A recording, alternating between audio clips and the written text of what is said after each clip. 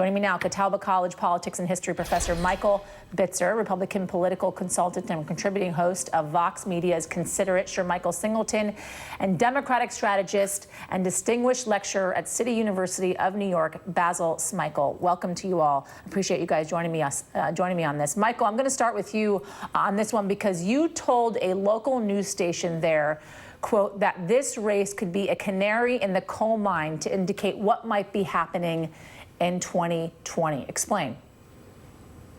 I think what this election could potentially show us for 2020 is if the president's campaign strategy of doubling down on a base strategy, only seeking to bring in the true believers within the Republican Party, if that strategy does not play well in suburban North Carolina, then I think that there are some real questions that Republicans are going to have to ask if they're going to seek to try and regain the House majority come 2020, along with the president's chances here in a very competitive battleground in North Carolina. So, Sir Michael, if this race is not won by the Republican, then does that mean the president can't necessarily grow his base in the 9th District? Well, I don't think the president can grow his base, and I don't think we need this particular special election to tell us that.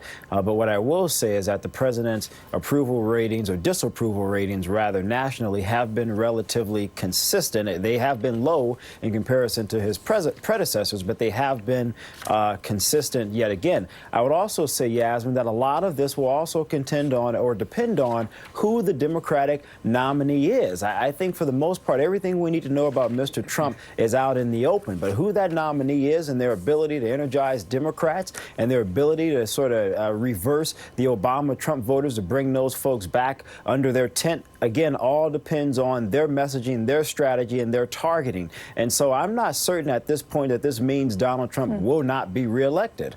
I don't think anybody is necessarily saying, Basil, that this means Donald Trump wouldn't be elected if a Republican doesn't necessarily win this seat. But the question is, does he need to be worried if a Republican doesn't win this seat? There is precedence for this. I believe it was 1991, while George H.W. Bush was running for re-election. There was a special election before he was running for his re-election. That special election was lost, and it was indicative of what was happening in the country for George H.W. Bush. They went to the White House and they said, there is trouble ahead, and there certainly was, and Bill Clinton proved that. Right. So I think that there should be some concern that actually existed even before today. The fact that even though he won this district by 11, 12 points, 2 counties, if I remember correctly, actually flipped and went for McCready in 2018.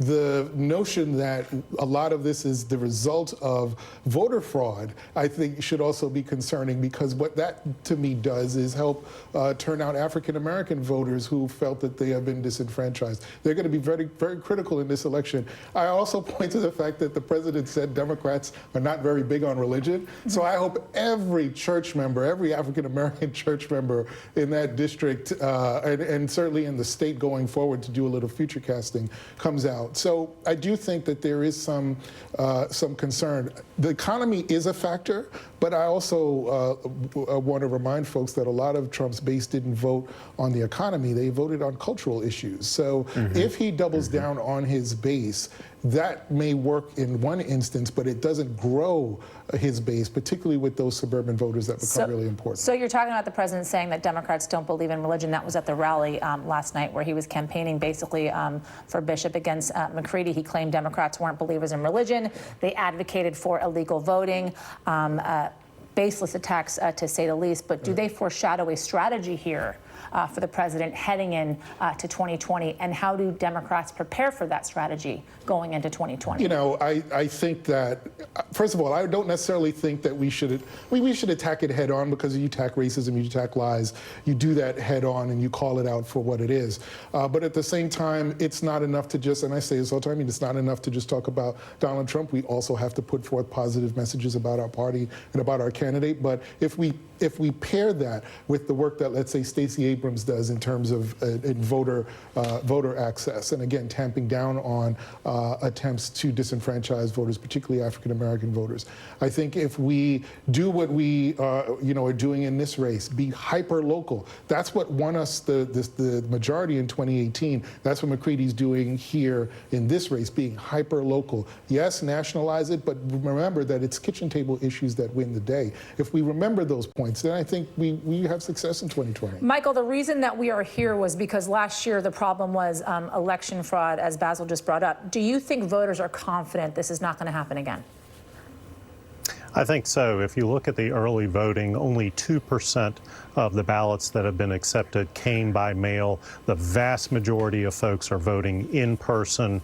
And we actually had a fairly decent turnout for early voting. About 16% of the district has already cast ballots going into today's general election. We could see voter turnout 35%. Anything over that, I think, is really well done for an odd year September election that while people have known about it, there hasn't been that much energy besides the negative ads on TV. And Michael, your prediction here, who wins? I'm out of the prediction business now. I think it's going to be very close. I would not be surprised if it's within a point. Dan will win. Okay. That's true. Battle of the Dans. Very smart. That's why he's a professor. Michael Bitzer, Basil Michael Singleton. Thank you all.